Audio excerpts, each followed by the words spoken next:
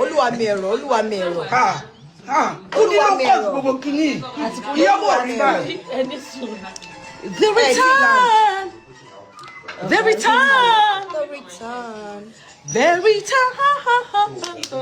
Àwọn tó wọ́n ní màrò bí òun gbé gírì ni mo fẹ́ kó la ojú ẹ̀ jẹ́ kó rí ojú ẹ̀ kó lè mọ̀ pé òun gbé gírì bí mo ṣe wà yìí.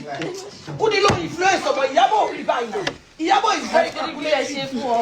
Kudi ni ẹ wo bó ṣe ń ṣe. Ọlọ́run ó kàn distract mi ni. Ìyàbọ̀ kọ́ ni Christian version kò dẹ̀ la ojú káwọn fáwọn ẹ̀rí ojú ẹ̀. Ó yá kú. Ìyábọ̀ Òjó ó tún ṣe di LIZZY ANJORIN ní orí láìfù tí ó ń ṣe o.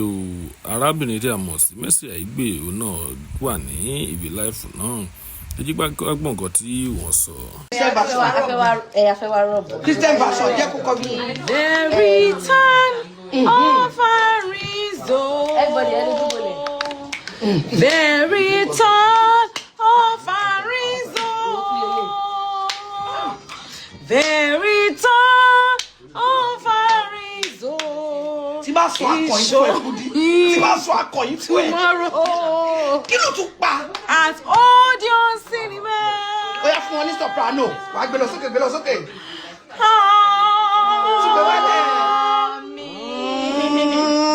Gbé sáàrin. Sori, àwọn coordinator. Kudi. Sori kò tí Kudi ṣe lẹ́yìn ẹ̀ ṣàtúnwò ẹ̀yẹ. Kudi ò dẹ̀ dẹ̀yìn lẹ́yìn ni o. Ó yá náà mo fẹ́ kó kọ àwọn irú style àwọn Ebenezer Obey nǹkan yẹn ó la fẹ́ kọ báyìí. Manager. Kẹ́tẹ́kẹ́tẹ́ àbí má bẹ̀rẹ̀ pẹ́kẹ́tẹ́kẹ́ o ti kọ́ dẹ̀ lẹ́rìn ó mọ̀ pé èmi ti fún ẹ ní beat má sọ ìkọ́ni kó wá parí tó lè lọ. The return of Arizo. Ọlọ́run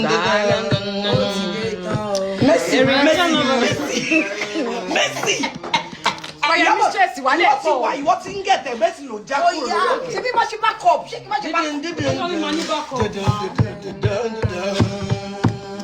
The return of Arizo. The return of Arizo. Okay. The return of Arizo is tomorrow.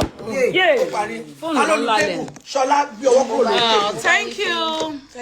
The return of Arizo is tomorrow. The return.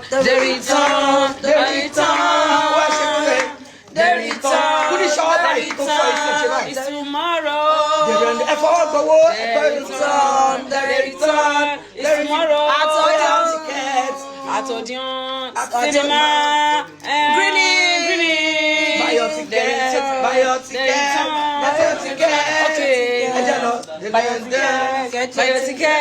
Buy your ticket. Right. The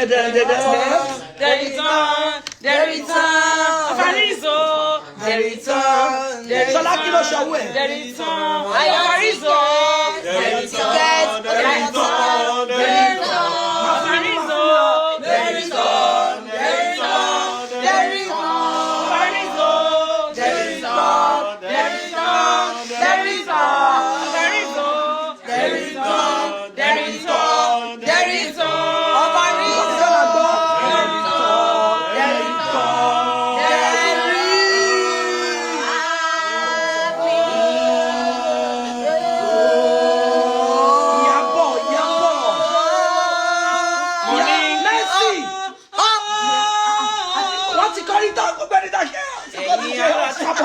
Okay,